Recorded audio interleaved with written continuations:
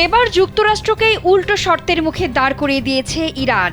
এনডিটিভির এক প্রতিবেদনে জানা গেছে, তেহরানের সাফ কথা, যুক্তরাষ্ট্র নিজেদের আচরণ পরিবর্তন না করা পর্যন্ত কৌশলগতভাবে গুরুত্বপূর্ণ হরমুজ প্রণালী তারা খুলবে না। যে আমেরিকা এতদিন ভেবেছিল চাপের মুখে নত যেন হবে ইরান, সেই ওয়াশিংটনের সামনে এবার কঠিন শর্তের তালিকা ধরিয়ে দিল তেহরান। ইরানকে চাপে রাখতে এতদিন নানা হুমকি ও সামরিক শক্তির প্রদর্শন করেছে যুক্তরাষ্ট্র, কিন্তু এবার উল্টো চাল দিল তেহরান। ইরানের সর্বোচ্চ জাতীয় নিরাপত্তা পরিষদের সচিব মোহাম্মদ বাঘের জোলগাধর জানিয়েছেন, হরমুজ প্রণালী খুলতে হলে আগে যুক্তরাষ্ট্রকে নিজেদের আচরণ পরিবর্তন করতে হবে। শুধু তাই নয়, ইরানকে আর কখনো হুমকি না দেওয়ার পাশাপাশি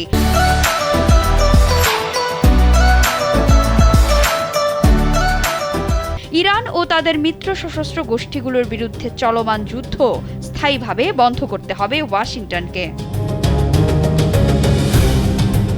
তেহরানের শর্ত এখানেই শেষ নয়। তারা দাবি তুলেছে, ইরানের বন্দর ঘিরে যুক্তরাষ্ট্রের নৌ অবরোধ তুলে নিতে হবে, অঞ্চল থেকে মার্কিন সামরিক বাহিনী প্রত্যাহার করতে হবে এবং যুদ্ধে ইরানের যে ক্ষয়ক্ষতি হয়েছে তা পুরোপুরি ক্ষতিপূরণ দিতে হবে। একই সঙ্গে ইরানের ওপর আরোপিত নিষেধাজ্ঞা প্রত্যাহার এবং বিদেশে আটকে থাকা ইরানের সম্পদ কোনো শর্ত ছাড়াই ছেড়ে দেওয়ার দাবিও জানিয়েছে তেহরান। অর্থাৎ হরমুজ খুলতে এবার যুক্তরাষ্ট্রকেই নতি স্বীকার করতে হবে। এতদিন ওয়াশিংটন যেখানে শর্ত দিয়ে এসেছে, এবার তেহরানই উল্টো শর্তের তালিকা সামনে রেখে দিয়েছে। ফলে হরমুজকে ঘিরে ইরান ও যুক্তরাষ্ট্রের টানাপোড়েন আরও জটিল হয়ে উঠেছে। এর পাশাপাশি হরমুজে বাণিজ্যিক জাহাজের নিরাপত্তা নিয়েও উদ্বেগ বাড়ছে। প্রণালী দিয়ে যাওয়ার সময় এডনকের একটি জাহাজে ইরানের ক্ষেপণাস্ত্র হামলার অভিযোগ করেছে আবুধাবি। যুদ্ধ শুরুর পর থেকে হরমুজে এডনকের 1 ডজনের বেশি জাহাজ ক্ষেপণাস্ত্র ও ড্রোন হামলার শিকার হয়েছে বলেও জানিয়েছে প্রতিষ্ঠানটি।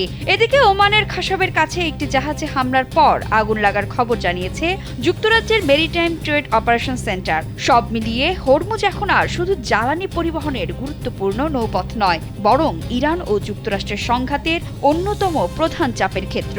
একদিকে প্রণালী খুলতে তেহরানের কঠিন শর্ত, অন্যদিকে বাণিজ্যিক জাহাজে হামলার অভিযোগ। এখন প্রশ্ন একটাই, ইরানের শর্ত মেনে হরমুজ খুলতে রাজি হবে কি ওয়াশিংটন, নাকি এই অচলাবস্থাই আরও দীর্ঘ হবে?